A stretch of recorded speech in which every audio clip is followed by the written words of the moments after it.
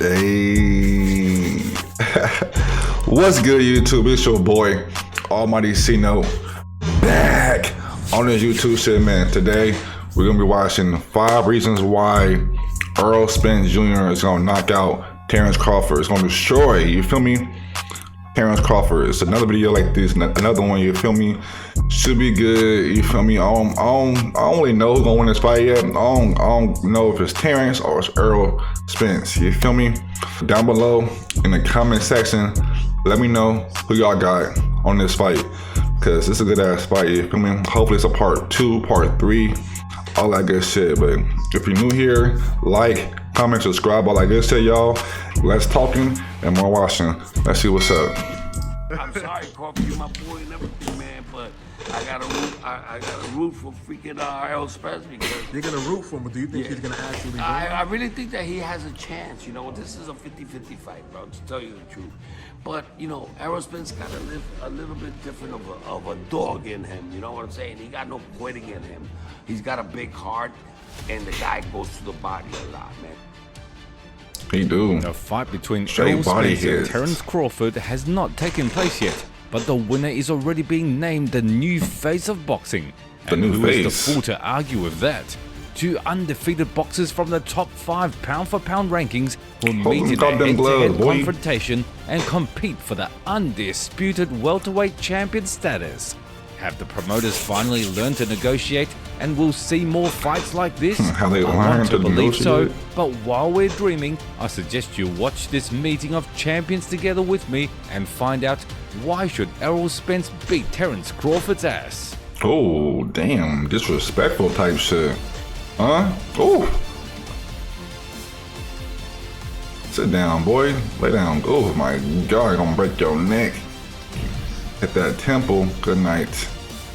Good night. Friends, today's video will focus on 5 reasons why ERROL Spence will destroy Terrence 5 Crawford. reasons. Please don't forget about Let's see the why. likes, Let's see comments why. with 4 words, and subscribe to the channel so you will never miss any upcoming videos. What he said, Here man. Don't we subscribe go. to the video, to this channel, so you won't miss no videos that we post over here. You feel me? All that good stuff.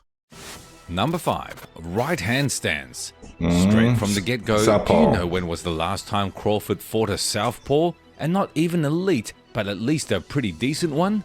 I tell you, 6 damn years ago. In 2017, Bud beat 2 guys in right-handed stance, and after that he got into a comfort zone for many years, from which he would have to step out to fight Spence. Terrence himself isn't an easy nut to crack. He could be called an ambidextrous, and he could jump from foot to foot at least 100 times during the allotted time of the meeting. That's one of the main reasons why it's so hard for his opponents to adapt to him. Crawford approaches every fight individually, including the stance.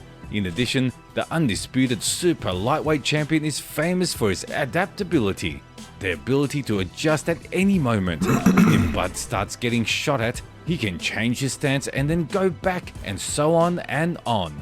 It'll be very interesting to see how that might Crawford fuck up comes him, out like, against that the might- truth. I might have If you him look off at balance, Terrence's ancient like fights against confused. lefties, you can see that he stood in a similar stance there.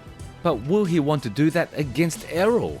On the one hand, you could call it a got to. smart decision, since Spence himself often beats up right-handed boxers, but on the other hand, the truth is definitely better at this game. If one is naturally left-handed, he will always have an advantage, and that will work even against a Terminator like Crawford. Additionally, we've seen how stance mess with right-handers' minds, I was gonna but say, will he they be left-handed? as effective in this fight, Terrence, where the opponent is left-handed and just as much of a machine as yourself? Will Crawford even want to take the risk and readjust if things don't go according to plan? So many questions, but it only adds more interest as we wait for the fight. The most important thing we know about stances right now is that Spence is a perfect, or close to it, pressing southpaw, and Terrence has never faced one of those before. If the opponent's stance becomes a problem for the challenger, his whole style will That's start one reason to why, crumble, you feel me? and Because he's ERROL's southpaw. job will become a lot easier. Number 4, physical superiority. When Bigger, it comes to the stronger. confrontation between 2 boxers of such a level, it is too difficult to Taller. identify the winner, and we have to refer to different facts on the edge of reality. But wait, is it fair to say that physical strength is not much an important factor? This is not a CrossFit tournament after all. Now there's an excuse for you to ponder in the comments, and we'll get back to business. Crawford has spent most of his career at the lower weight class, the super lightweight division, and moved up to this weight class in the second half of 2018. Terrence was abnormally big for his home division, just some kind of giant, but now the gap between him and his opponents is not so huge, but the weight difference has become more noticeable. We don't have the exact data, of course, but in the off-season, Bud weighs about 175 pounds, which perfectly fits into the light heavyweight limit. As for ERROL, there have been rumors of him gaining up to 170. I wouldn't be surprised if between fights, ERROL's weight is reached 175. 180 or even the entire 185 pounds. The champion obviously has no problem fighting in the clinch or pushing his opponent away. No welterweight has yet been strong enough to properly tie up and neutralize ERROL, and certainly the underclass alien Crawford won't be doing that. At the same time, Spence himself can calmly measure his strength and in some episodes tightly hold his vis-a-vis to wear him down, just as necessary against such a monster of stamina and also a counterpuncher. Literally last fight, Sean Porter showed that Crawford is somewhat human, not a perfect species, so he can get caught in a clinch, and that should be a wake-up call for the champion. ERROL's strength advantage is definitely there, but no one guarantees that it will improve over the course of the fight.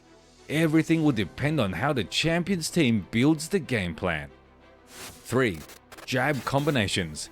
Here's a fun statistic. Spence throws between 30 and 45 jabs during each round of the fight. He stayed throwing jabs. But it's definitely one of the best, if not the best result in the welterweight division. That jab is coming non-stop. From a geek's jab. The Truth throws a jab once every 5 seconds on average. What kind of rockets does this guy have instead of hands? The scariest thing about the whole endless stream is that with each round the number of jabs often only increases. But that would be half the trouble if he was just spamming with one punch. But no, ERROL's jab reveals all of his basic combinations. The champion is very fond of the very concept of the straight hand punch, so he inserts it into everything and upgrades it to suit the situation. If the opponent is far away, Spence will fly in with a very long jab over the top or bottom floor, then shorten the distance and then insert a fast left cross. A mid-range fight? Not a problem for Spence, who can, for example, double jab and catch up with a straight hand, or show a fake jab and then dive to land his left hand to the body. Like his punches, you see him coming, but you don't, because the combos, you don't know what they're going to come from. Why should this whole combination with a single connecting element work against Crawford? You'll say Terrence knows how to work against the jab with his block and mobility, which would be true, but then again, Crawford is used to coming up with something against right-handed jabs, and here's a southpaw, and one that doesn't let his punches go unnoticed. Oh, my boy coming, boys. Just back and forth. My boy was... million years ago, hit him with jabs more often than usual. Yes, let his punches go unnoticed. Previously mentioned, and one that doesn't let his punches go unnoticed. Previously mentioned, Felix Diaz, who Bud fought a million years ago, hit him with jabs more often than usual. Yes, Crawford has gotten better and even more technical since then, but the issue of clash of styles is going to be a sticking point this time around. That's his favorite punch, that little lower left hook he be doing, that catch folks, that's his favorite, low-key, right there. Will dominate for the rest of the fight. If Spence's pace and emphasis on the jab proves to be a pain for Crawford, even with all the creativity and realignment. And the way ERROL be ducking like sometimes, like often when he come in, and the way Terrence is like he instantly like throw that left hook, that low left hook, it might catch ERROL. Opponent, Terrence won't be able to come up with a solution like the same punch that caught and will be Sean Porter. It might catch ERROL. Number 2, bodywork. I'm talking about the phenomenal bodywork that the Truth does in every fight he takes. I repeat, every opponent of Terrence's at a high level has tried to go after his head, but we know from a 39-0 record took like 4 or 5 years. Is knowingly idiotic. You can't knock out a man who is almost impossible to catch on an accurate shot. That said, some of Bud's opponents have tried coming down with an attack on the bottom tier, and guess what? Oh my God, you slow. He tired, knocked out. More pleasant than a cool Christmas present, since he is an acclaimed professor of yo, Many boxers don't want to learn looking nice. He looking technique. It's real but those who take the time real to actually do it solid right reap now. the rewards their entire He's careers. solid. And Spence is just one of those. His bodywork is similar to combinations on the head, all tied up in straight hand punches. There are of course uppercuts and powerful hooks to deliver, but they come much less often than juicy straight hand punches or jabs that take your breath away. Damn. Errol's opponents and fans alike are amazed at how quickly he can charge overhead and then dive down for a punch without missing anything. It looks like some kind of elusiveness spell, but is actually the result of awesome timing and sense of distance. With the power coming, boy. No one is saying that power Spence's plus attacks will combos help him plus knock skills. Crawford out. Their main purpose, or rather goals, are quite different. To take his breath Come away, here, boy. to make him Walk worry him down. and put his hands down, to think twice before getting close.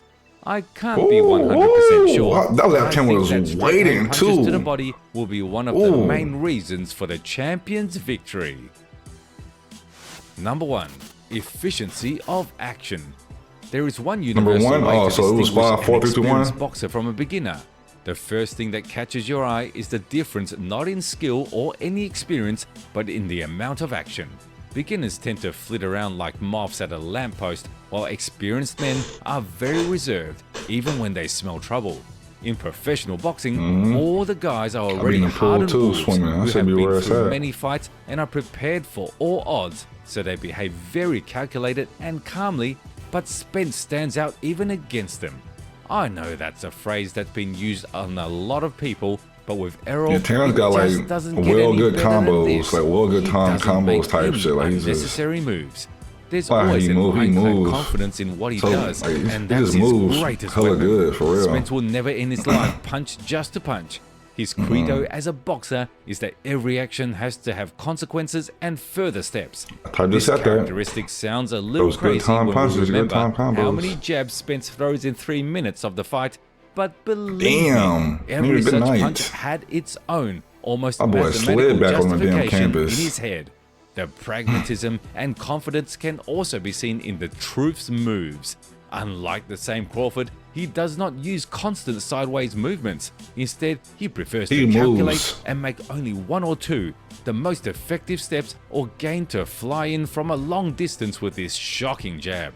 You know, imagine Errol knocking out Terrence. Spence can rip gonna be the pace of nasty. his opponent. Gonna be When a nasty. boxer on the opposite side tries to set his tempo with a swing or Come a here, shuttle boy. run, Where you Errol going? just waits until his opponent has a second to react and then punches. Yeah, give up. The punch is so Damn. stunning and He precise can't take no that more. it No almost mas. always hits the target.